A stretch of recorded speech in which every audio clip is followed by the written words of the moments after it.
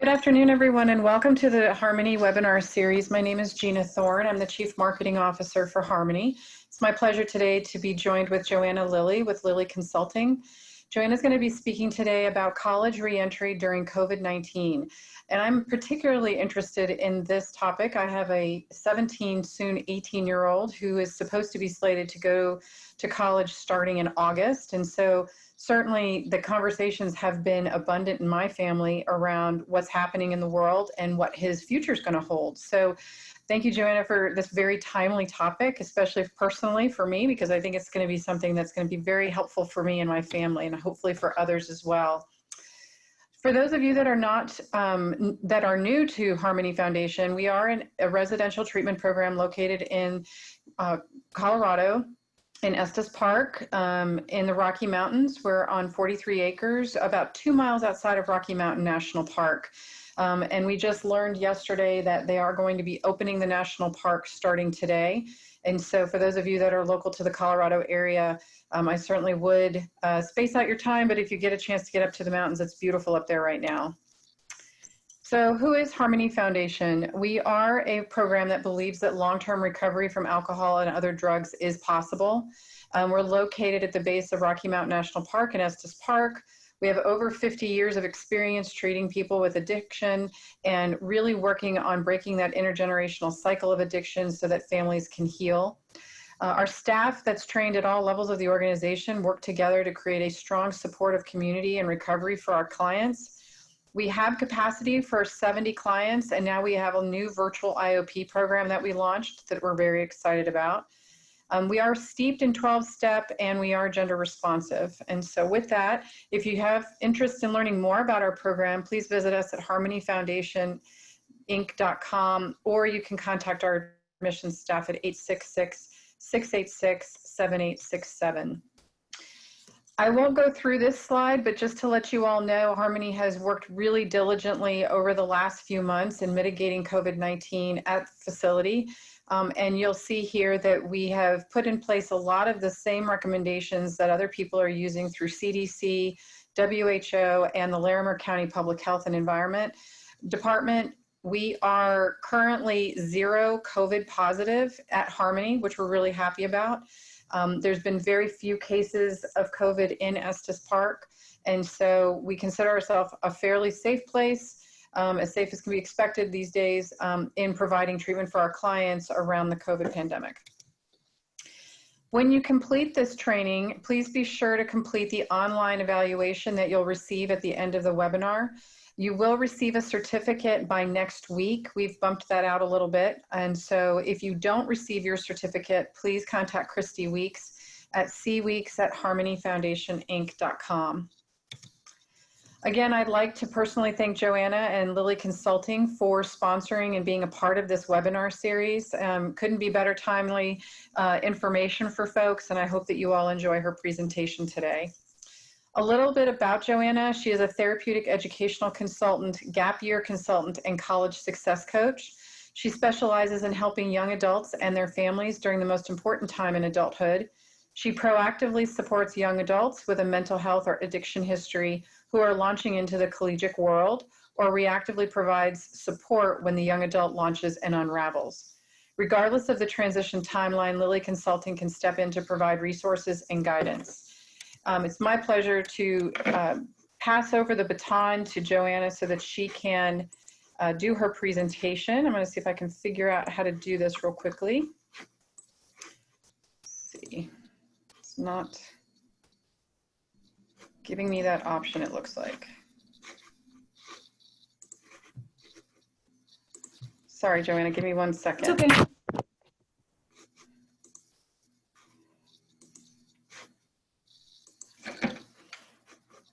All right. You should be able to take over now. Perfect. I'm going to try to, let's see if this works. Awesome. Can everybody see? I can see it. Oh, great. Okay. So let's start from the beginning, not the end. Awesome. Well, Gina, thanks for the introduction.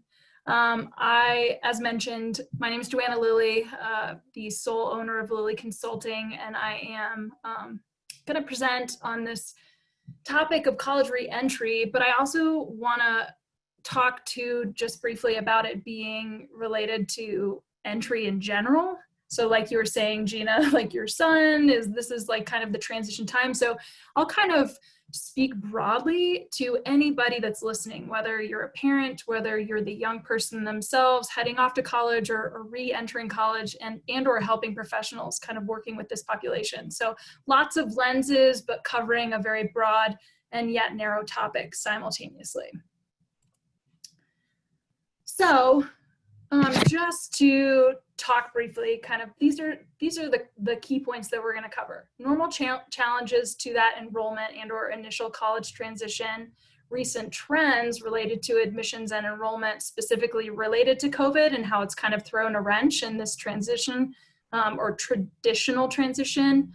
Understanding the timeline for re-entry post-treatment, which is a little bit more specific, and then overall out of the box resources, thinking about how you can still get that collegiate experience and or launch, but it may not look how you initially anticipated that it would.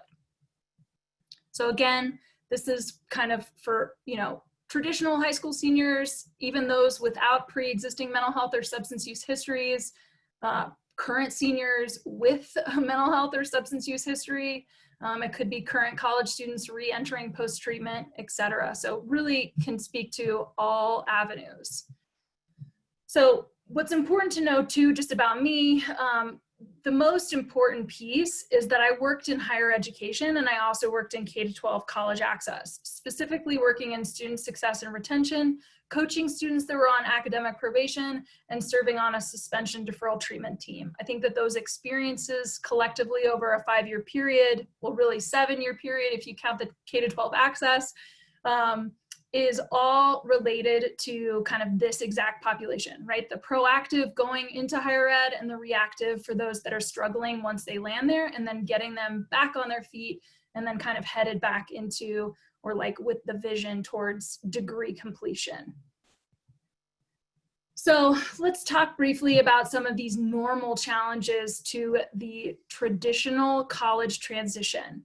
These are all areas in which typically the 18, 19-year-old, as they're enrolling or kind of closing the high school chapter, entering into college, this is where the struggle lies, right? The first one is individuating from parents, and that depends on how close they are. So kind of on one end of the spectrum, it's those that go like completely buck wild, yeah, I'm independent, this is awesome, or the ones that really struggle because they're really close with their parents, and then obviously everybody in between. But homesickness tends to be a pretty common issue that young people are struggling with.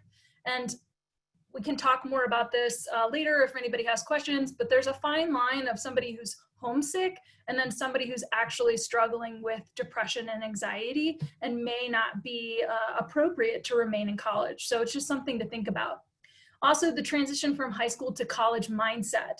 So high school, how you approach academics, how you were involved in your social community, et cetera, to the expectations that are waiting for you once you actually enroll in college in terms of your accountability, the autonomy, the drive, the independence, all of that.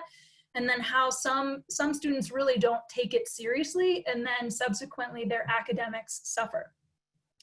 Interpersonal skills. We live in a time where we're really connected to technology. And so, here is this idea of like, we're going to college, it's going to be awesome, I'm going to make the best friends in my life. And that still absolutely exists.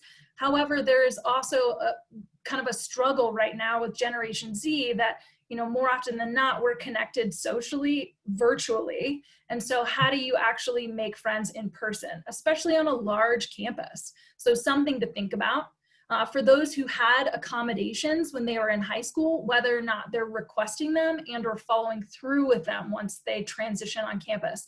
I worked with a lot of students that actually had IEPs in high school and then for whatever reason decided, no, college is a fresh start, I don't need accommodations, and then subsequently, again, their academics suffered. It's not a kind of admission of needing assistance or, whatever. But there were a lot of students that really just struggled with this idea of like, I don't want to request that support, even though historically that was how they excelled academically in high school. So kind of a struggle there. Holistic wellness, again, when everything's out of whack, that's when, you know, somebody is kind of in that struggling position. So if they're, you know, not physically active, or if they're, you know, not spiritually well, or if they're feeling, you know, not intellectually challenged, or their sleep is off, whatever the area is, like, if that's not in balance, that's where you see a lot of students that will struggle, again, academically. And it's not that they weren't academically capable, it's just that college is a holistic experience. And so if you're putting a lot of your eggs in one basket, then all of the other scales are going to be off balance. So something to think about. Their first school failure. So if somebody actually was doing, like, has always done well up until college, like straight A student, or, you know, star athlete, and all of a sudden they get to college and they have to put in a lot of effort, there is this kind of phenomenon that we call cognitive distortion, which is, you know, they think that they're doing well. Yes, I'm going to my classes. Yes, I'm doing the work. Okay, even though I just got a D on this exam, it's not the end of the world. I can still make it up by the end of the semester and walk away with an A. But if you aren't familiar with the syllabus and the weight of those grades, and you're changing in study habits, that cognitive distortive thinking can actually set your loved one up for experiencing school failure for the first time. So it's something to just be mindful of. And then legal consequences. Again, now all of a sudden you're a legal adult. And so it's really important to understand that your parents may not be able to help you out if anything were to happen. I'm not saying that this is everybody, but very quickly you'll see young people that are getting misdemeanors, right? Like a minor in possession, or all of a sudden, you know, not taking the consequences seriously for some of their actions, and how legally that can put them in a bind moving forward. So these are just the normal challenges kind of through that initial first semester to college. Now, kind of post-treatment, here's this lens, important things to think about, right? So if you're applying to a new school, if your admission was actually conditional based on you completing treatment, you're going to need to share that information, making sure that you're aware of on-campus resources as well as off-campus resources. And the combination of the two really needs to set you up like as a wraparound for success. Ultimately, you want a full team that you can not only communicate with regularly, but get all of the supports that you need, which also includes, like I mentioned right there on that bullet point, being connected to a collegiate recovery community, and or if you're an older student, then getting connected to sober living within the community, and then, you know, being involved on campus. So if that's something that you're really interested in or connected to or kind of driven towards, just contact me, because I actually have a list of about 30 questions that I provide to young people that are interested in looking at other universities, but specifically wanting to pay attention to that collegiate recovery community. Happy to share that. If they're, like I said, this is post-treatment, if they're transitioning, it's important to understand that, you know, processing of the trauma from their previous school failure. That could look like, again, separating the identity of self versus what actually happened before historically. So if we're talking about any type of mental health or addiction issues, how it, again, it was not that they weren't academically capable, it was that all of those things in their life tipped the scales. So the balance was off, and thus it impacted their academics. So you want to make sure that you're actually processing that piece, because if you just throw them back into a collegiate environment, regardless of whether or not they're going to the same school or a different school, there's still going to be a little bit of a trauma history related to their previous experiences. You want to connect immediately to a social community. Again, going back to the above, if it's collegiate recovery, great. If it's not, you just want to be connected. That's the only way that somebody's really going to be successful on campus, is if they feel like they belong. That's within their peers, and that's also with staff and faculty. So it's really important that they connect as early and as often as possible. I specifically encourage families and even supports that are working with young people to have 6 forms signed. And this can actually apply to anybody who's never been to college before. Again, I wrote an article on this exact topic, which details more information about each of these forms, but I'll just kind of hit the high points. FERPA is going to give you access to grades and financial aid information. HIPAA is going to be the release so that you can speak to and be spoken to any of the, counseling or clinical professionals on campus. So again, if your child is actually wanting to work with a psychiatrist or wanting to work with a counselor, that's how you're going to be able to communicate with them. And here's the asterisk: it doesn't have to be a full release, it can just be a limited release. So that could be just a way of you checking in with that professional to make sure that they're actually even meeting with them and that they're doing okay, right? The psychiatric advance directive is really beneficial for somebody that has pretty significant mental health issues, whether that's pre-existing or there's family history and concerns. The idea is that, as this young person is in a clear-minded, stable situation, they can create their own plan for if all of a sudden something were to happen. So specifically somebody that has a mood disorder that may or may not have a history of mania or, depressive symptoms, they would actually create a plan, which includes going to which type of hospital, right? How would they be transported? Who would be contacted by the doctors, etc. So that's really important for any family and, or again, helping professional to understand, what happens if. The medical POA, which is power of attorney, is related to if anything were to happen and your child is then hospitalized on campus, off campus, depending on what the university has in terms of facilities. That will allow you to be able to communicate with the professionals and to actually be able to receive information, not just reach out to them. So this is a great form to have signed in case there's, again, this is kind of worst case scenario, coma, any type of trauma, and your child is not able to actually respond or kind of share information for themselves. Durable power of attorney is related to finances. So if you have any history, it's something that's concerning related to, having access to their checking account or credit cards. Again, this is not giving permission to families. I need to be clear to be able to kind of hover and tap into all of these areas for your young person.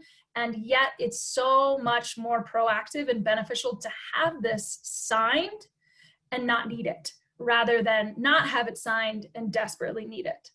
And then the last thing, obviously, is a living well. That's only really beneficial if we're talking about any type of belongings and or pets, and you want to make sure that that goes to the family rather than just whoever's going to accept them. Another normal challenges to the re-enrollment piece. This is specifically related to if you're going to the same university. So let's say you left, whether that's to take a break, whether that's to take a leave, whether that's to go to treatment, whatever the reason. And now all of a sudden, after a length of time, you're actually returning to the same university. If you requested leave specifically, each university is different in how they handle that. So you just want to make sure that you're providing documentation to the specific office on campus to re-enroll. So an example could be if you specifically registered for medical leave, because that is how said university decides to do it, you're gone for that full semester or that full term. The university asks that you provide any documentation to the case management office so that you are connected, that they really are connecting you to on-campus and potentially off-campus resources prior to your enrollment. That is kind of a self-selected leave. Now, if a university forces your hand, which is technically against the law, but they could kind of, again, it depends on the university, strongly suggest to a family that a loved one leave to get treatment. In that case, the university could be a lot more intentional and or specific in how it is that they want to communicate with you during your leave and be in the know of creating a plan for when you return.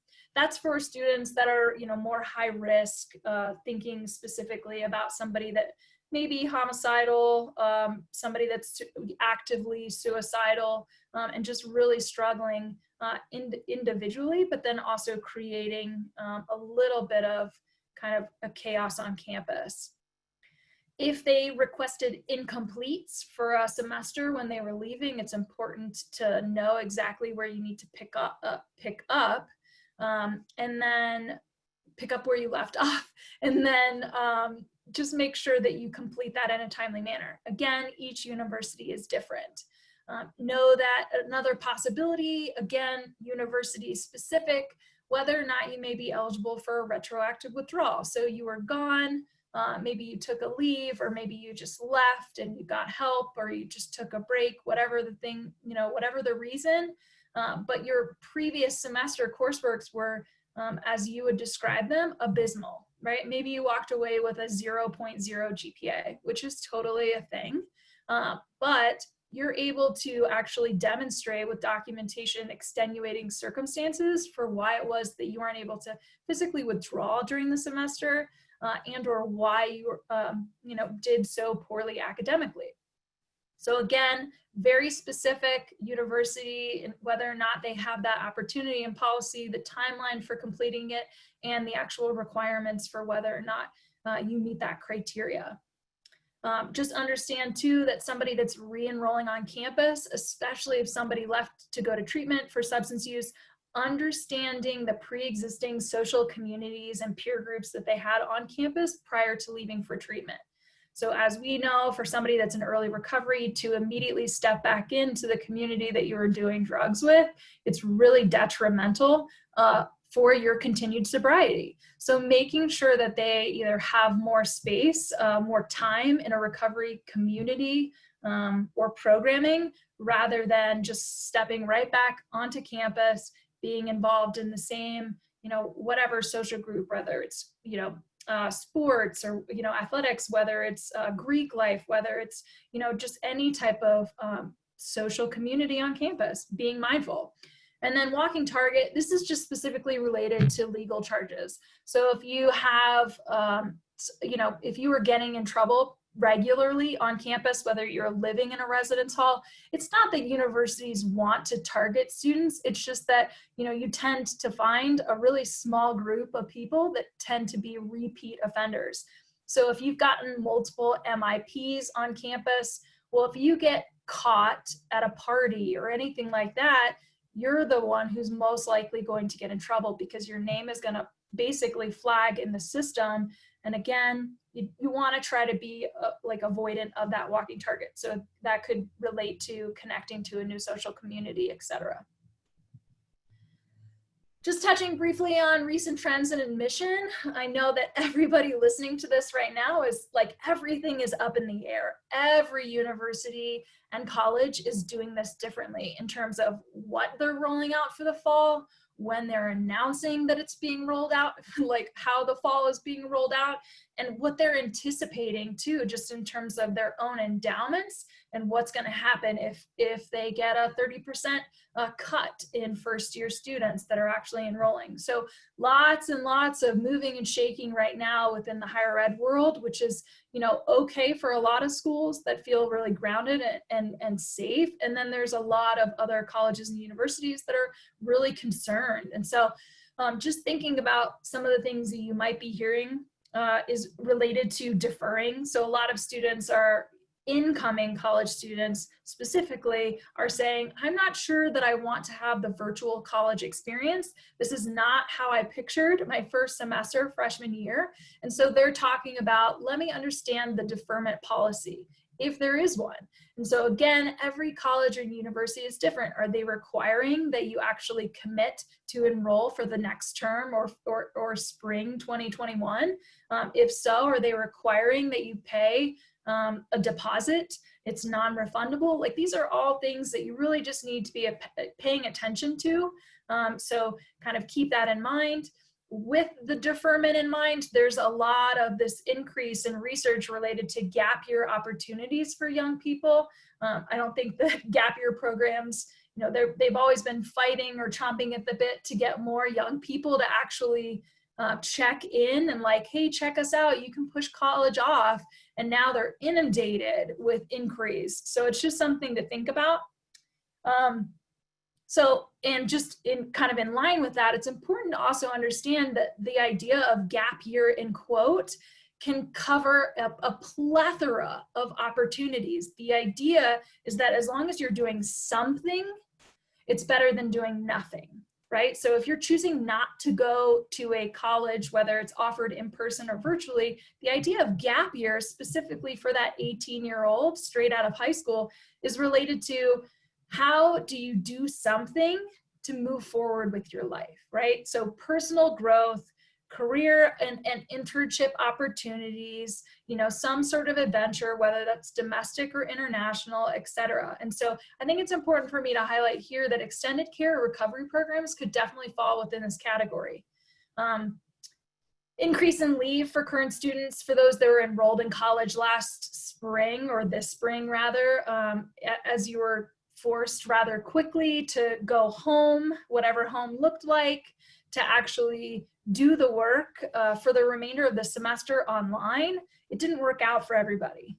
Certainly worked for some people, but there's a lot of folks that are saying, well, if that's what the fall is going to look like, I'm not sure that I want to do that. So I need to take some time off. And again, then it circles back to this idea of, well, if I'm not going to college, what am I doing instead? And then insert gap year opportunities. We're looking at a potential increase in community college registrations, just because, again, there are people that still want to go to school, but why would you go to school? Or at least this is a question that continuously is being asked. Why would I pay for my four-year institution if I'm taking those classes from the comfort of my childhood home? And so I think parents are also kind of aligning with that concern as well. But I know, again, every college is doing this differently. So just pay attention to where it is that you're considering enrolling and know exactly what the cost of tuition will be if it is on campus versus virtual. It may be easier to transfer, it just depends. Again, some application deadlines have been extended, and we're also looking at a shorter list of kind of a wait list for colleges or universities. So if you're interested in looking at a more highly selective institution, it might be easier for somebody to transfer. And then also know too that there's also the convenience of just being able to take classes online while still participating in that continuum of care. So an example being, hey, somebody's just leaving residential, they wanted to go to college, but they could benefit from participating in that extended care. So we're talking about like IOP level, PHP, sober living, transitional living, et cetera. And the other thing too is that they can actually take these classes. So hypothetically, you could be in a recovery program in Colorado, but be taking classes at a university on the East Coast. So there's plenty of resources that are available, knowing that we're kind of in limbo right now.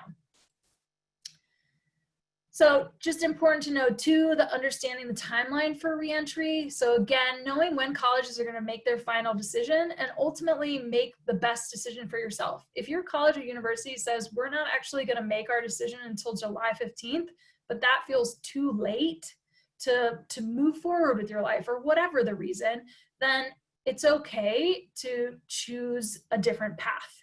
And again, there's no right or wrong course of action at this point. Colleges, most of them, won't be going anywhere. It's just a matter of you delaying your traditional, in quote, college experience for a later semester.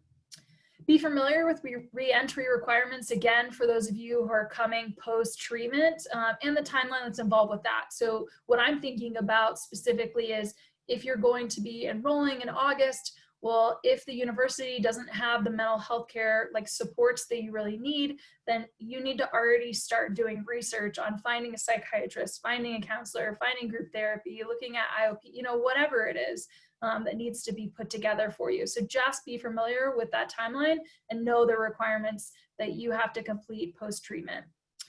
Research what those resources are available, again, virtually and in person, on campus and on campus.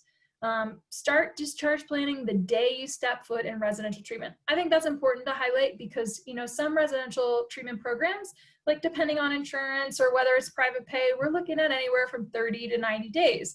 That's a big difference. And if you are looking at specifically a shorter term residential program, we do need to start discharge planning, the day that you step foot in treatment. And it's really important, again, to factor in those goals post-treatment. So that could be academic related, but you want to factor in the clinical adjustments as necessary afterwards. So maybe in mind, you thought, okay, I'm going to residential, and then I'll immediately step down to sober living, and I'll re-enroll in college. But maybe it's clinically suggested that you actually have that IOP level of care in between, instead of just doing sober living. So things to think about.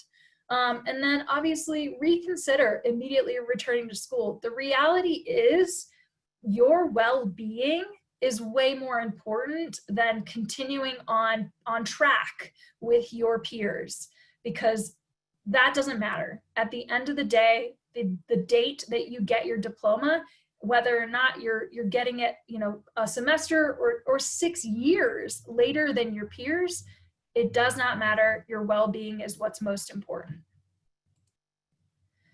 So this is kind of across the board beneficial to note regarding everybody. Again, this is not just for those that have a mental health or substance use history.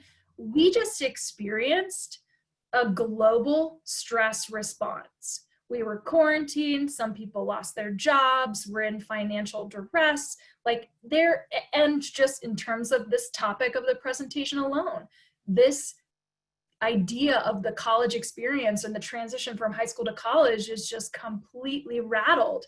So it's important for us to know, not just for our young people, but for ourselves, whether we're helping professionals, whether we're family members, whoever we are, we need to know what acute stress disorder symptoms look like, and ultimately PTSD symptoms long-term, so post-traumatic stress.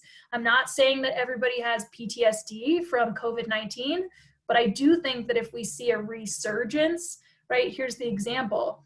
If our high school seniors who were just forced to go home to finish out their high school year, who really struggled with grief and loss because of the pandemic, now go to college on campus in the fall, and then all of a sudden, maybe September, maybe October, maybe November, what if there is a resurgence and the university says, just kidding, you gotta go home?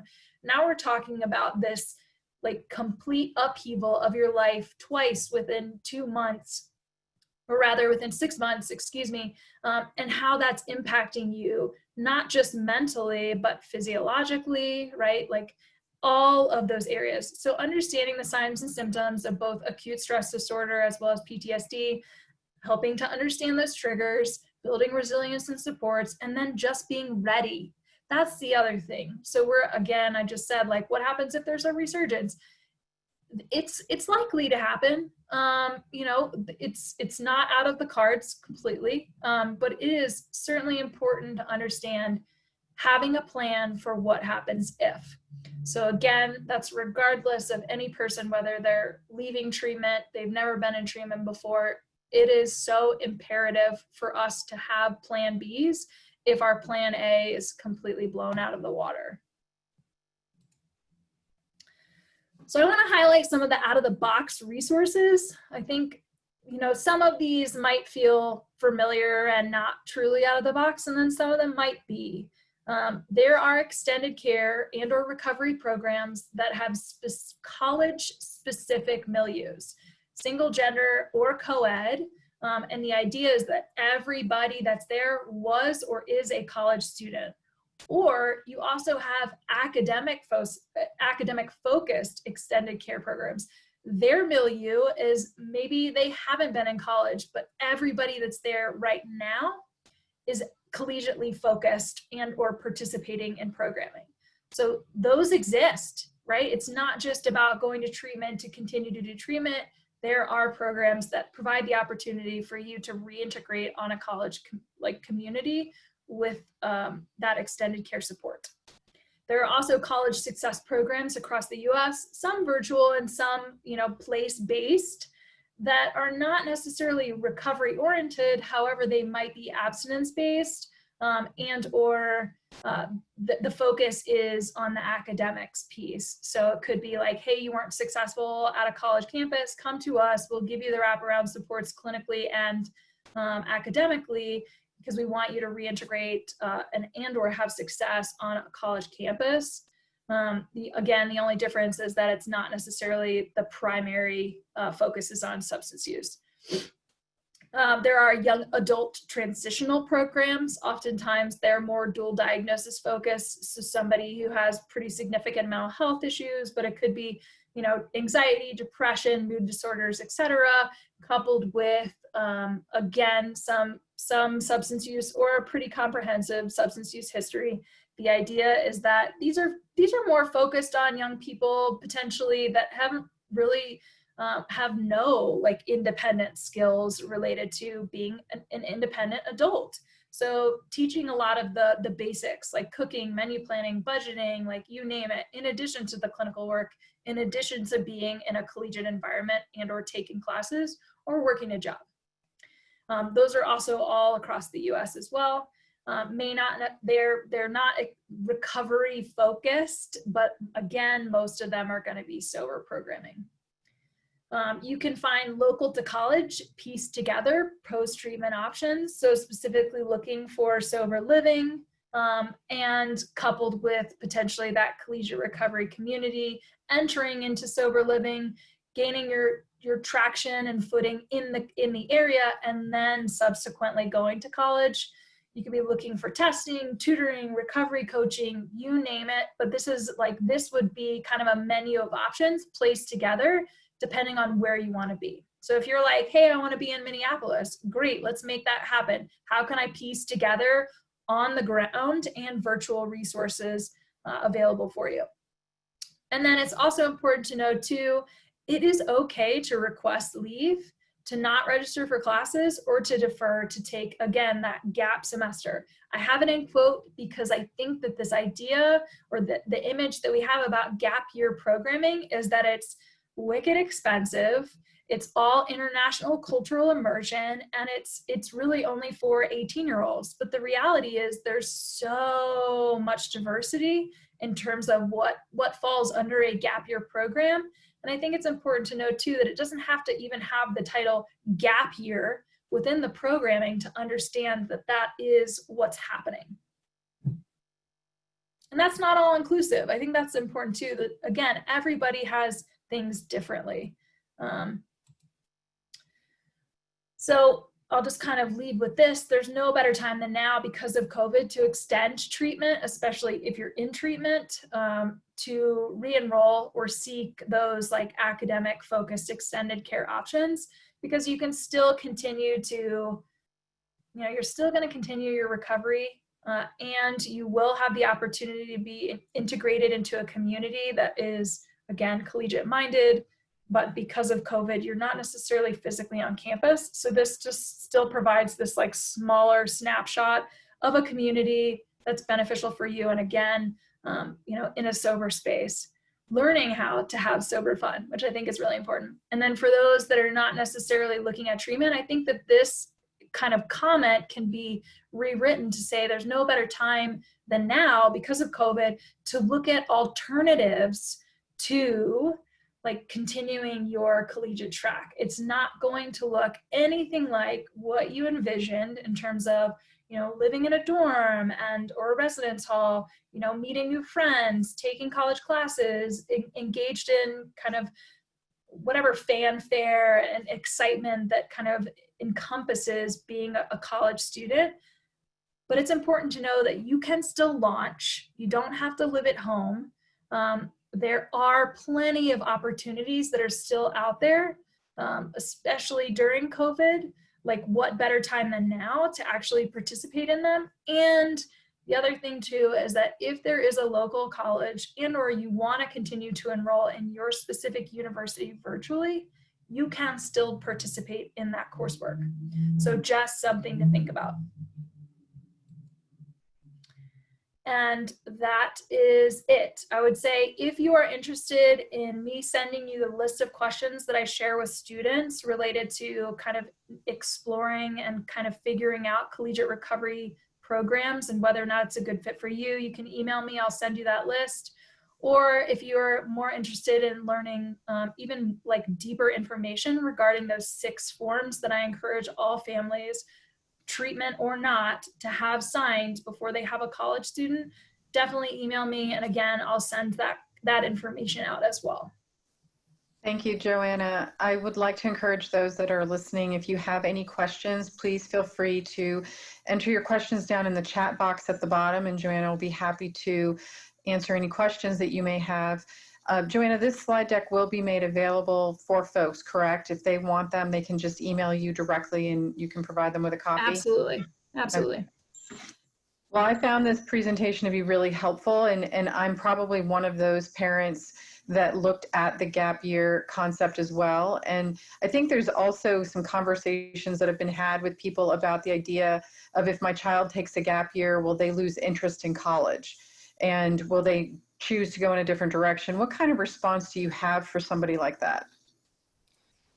You know, it is really a common conversation and worry. I think the important piece is that if, you know, again, college is not going anywhere, at least those that have significant endowments. So the idea of receiving a college diploma is not completely off the table.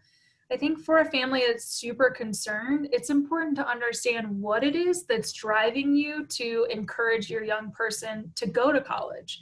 Because at the end of the day, if your goal for them is to be independent, to be happy, to be healthy, you know, some of these generic key points, and they find that without a college degree, then it's okay. Or if they find that and then they're working a career that they end up, you know, for a few years or even a year, and they kind of hit a wall, and they come to the place where they say, you know what, I want to continue the path that I'm on, but now I need to go to college. You're going to find that they're way more driven, way more focused. They're going to complete their degree faster. They're going to have a higher GPA. I mean, these are all statistics that you'll actually find if you do any research on gap year participants, like comparing them to their peers. Now, I'm not minimizing this worry that, okay, if we do a gap year, what if they never go to college? It's real. It is an absolute worry that you can have. And I think the important piece too is, are you also worried that if your kid lives at home, that they'll never leave? That's a separate conversation. You've got to create a plan and a timeline for them to transition out if you're letting them stay in your house for, you know, whatever, the first 6 months. Or for a full year, whatever the case is, know that that's also going to play a role in impacting the family dynamics within the house. I mean, for parents too, right? Your vision was, great, my 18-year-old's going to be out of the house, like, good riddance, or like, hey, I wish you well, good luck. I'm so excited. I've done everything that I can up until this point. Like, you're gonna rock the world, and it's gonna be amazing. Or you've got the parents that are just really concerned too about, like, oh shoot, I don't think I taught them everything. So I know I'm kind of rambling and just talking about a bunch of different things, but the reality is, again, there's no single path. It is certainly a possibility that they never go to college, but if they don't go and they're still successful and they're happy and healthy and they're independent, we're talking about physically, financially, emotionally, are you going to be okay with that? That's the question you have to ask yourself.